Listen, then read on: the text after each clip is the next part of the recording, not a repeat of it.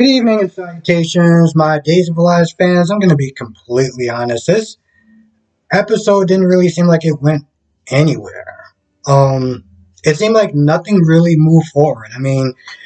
Rafe and Nicole told, Holly that they're getting married and she's happy. So there wasn't really any pushback. Um, Holly did sit there and ask about Eric, as far as, Eric being sad, and she just had to sit and explain to him, to her that, at the end of the day, they're going to be happy for each other, and that's really all that matters. Um, I thought a little bit more about Eric's situation. I will sit there and say, when Eric was there talking to Sarah, told her about the fact that he's not going to be a priest anymore because of the whole, the unsanctioned exorcisms that he was doing. And, Sarah's like, well, I'm pretty sure the people in the village will still want you to help and everything like that. But, Eric got a call and, well, long story short, they don't really want to have much to do with him after, his family been possessed by the devil. They don't want that type of energy around them. So he's going to be staying in Salem for quite a while.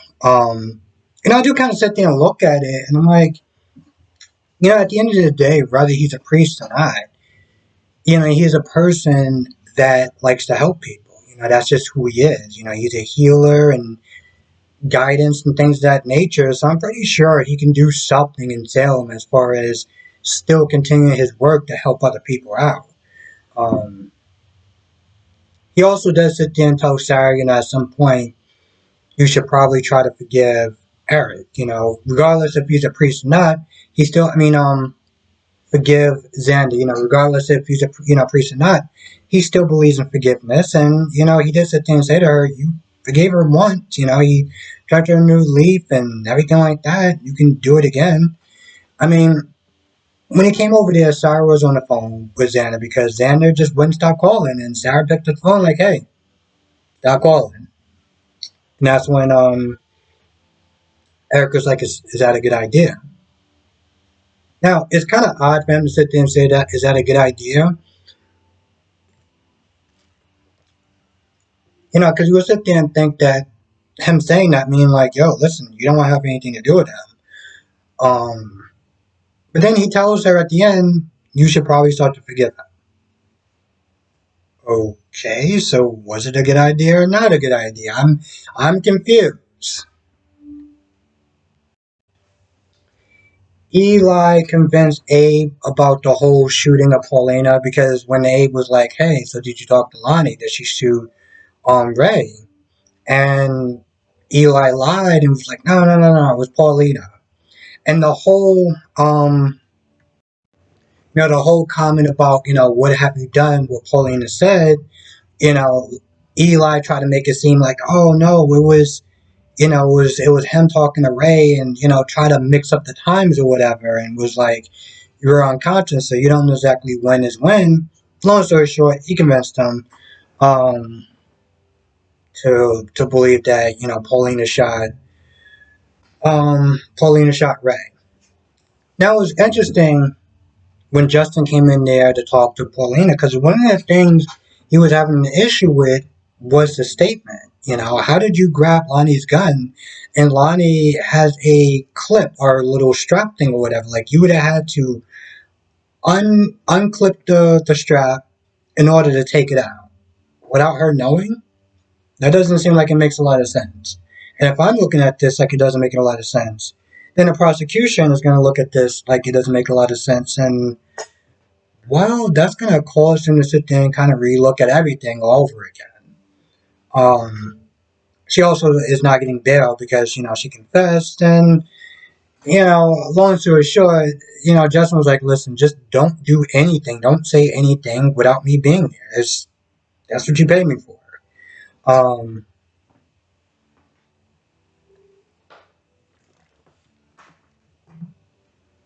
Now, Abe did come over there to talk to Paulina, to tell him how he felt. He was like, "Listen, regardless of whatever happens, I'm gonna be with you." He confessed his love to her and everything like that. Kind of crappy timing, though. You know, that's when she's about to, go up against a murder trial. You're all like, oh, I love you and I want to be with you.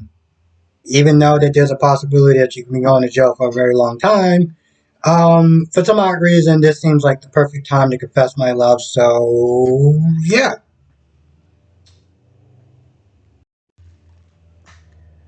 Lonnie meets up with Chanel. They talk a little bit about Paulina and how she's doing and everything like that.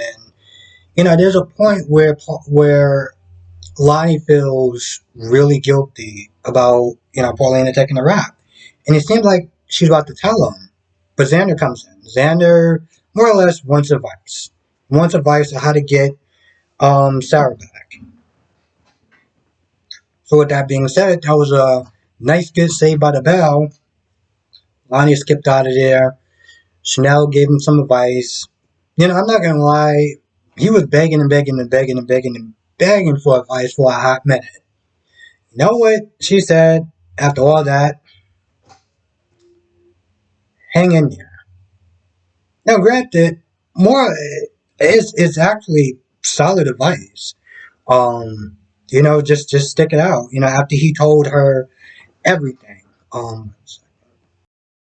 After he told her everything about how Sarah really didn't dump him, and it was really Kristen, and imagine my surprise when you think that the person that dumped you really didn't do it. And of course, with that being said, it hit home for Chanel, and Chanel was able to sympathize with him more or less, and kind of gave him some advice. And towards the end of the episode, he's kind of sitting there looking at her like, oh, I could have said that.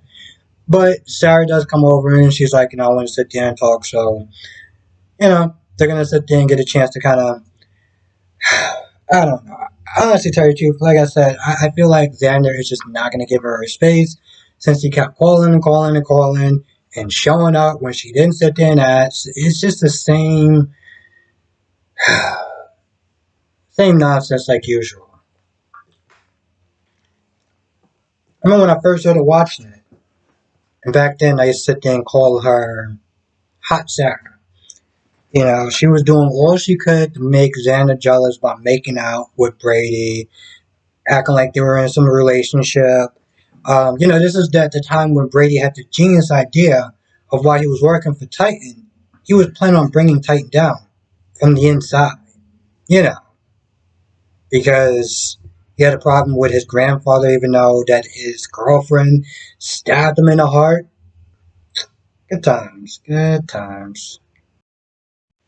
Yeah, I didn't see Rafe throughout the rest of the episode besides them telling it Holly. Towards the end of the episode, Nicole walks in Brady's pub, talks to Eric, and tells him, because she doesn't want anyone else to sit there and tell him before he does. So, she's all like, me and Rafe are engaged, and you can tell the look on Eric's face, like, oh, I'm so happy. Let me give you this really awkward and uncomfortable hug. And I'm just sitting there looking like, bro, didn't you kind of just wash your hands from her from, like, in the beginning, you were just going to sit there and leave town without even talking to her. And, to be honest, I get that it would have been better for them to sit there and talk it out, but I would have been just as fine as him being like, you know what, I want nothing to do with you. I'm just going to have my lawyer send you the divorce papers because you didn't even have the balls to sit there and tell me that you cheated on me, you know? But now he still loves her, and I'm just like, what planet do you honestly feel that this woman that cheated on you was going to sit there and act like things are just going to, wasn't even going to tell you, was just going to go along the party and everything like that, and you not being the wiser, and in your head, you just like, wait, you still are in love with her? Like, are you serious? What the hell is the matter with you? But, he's all like, oh, I love you, and gives her this awkward, uncomfortable hug. And so now, I guess we're going to get into some sort of love triangle because for some odd reason, um, they both want this woman. Guess it's real slim pickings in Salem because Listen, I'm not saying that Nicole is a terrible person, but this woman, I mean, you got together with this woman. You know, Rafe got together with this woman by cheating on her, by cheating on Ava to be with Rafe. I mean, to be with Nicole. And Nicole, you knew that Nicole lied to Eric about having sex with Xander and wasn't even going to sit there and tell him. And that's the person you decide you want to sit there and spend the rest of your life with? Did I miss something? And apparently Eric wants to sit there and get back together with her because that makes sense. You know, even when Roman and Kate was there talking about how Nicole is the love of his life, I was like, really? So you tell me the woman that cheated on your son, you're gonna sit there and say with a straight face that yeah, she's the love of your life. You know, the woman that cheated on you. It's the love of your life. Okay. Alright, yeah, that makes sense. I feel like that's about it for the most part, but there is something I want to sit there and say about Allie, Chanel, and Trip. You know, I was sitting there thinking about this today. And the way I look at this whole love triangle, or whatever the hell this mess is, I look at it this way. There's a difference between loving someone and being in love with someone.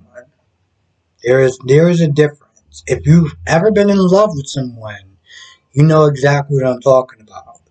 And with Trip, I felt like she loved him, but she wasn't in love with him. As opposed to Chanel, which, you know, they have a lot more stuff in common. And, you know, she used to be a party girl back in the day. They just, you know, on that level, they work.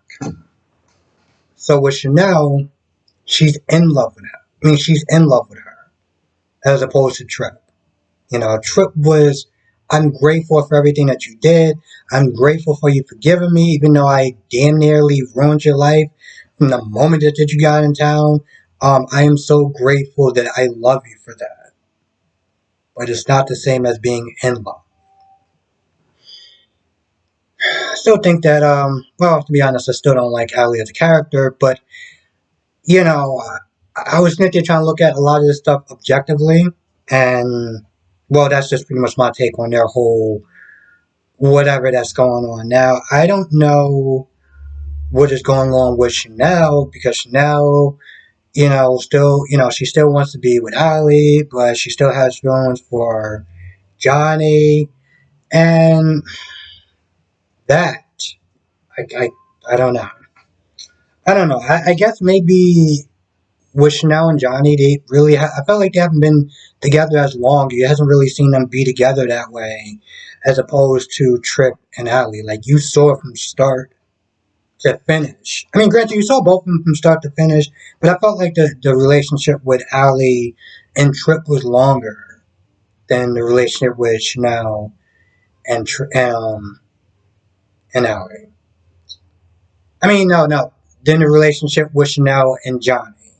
I think that's probably why I'm able to come up with more of a theory about those two as opposed to Trip. I mean, as opposed to Chanel and Johnny.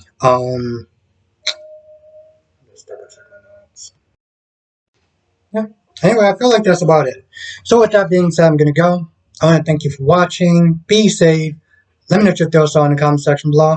And I'll see you in the next video.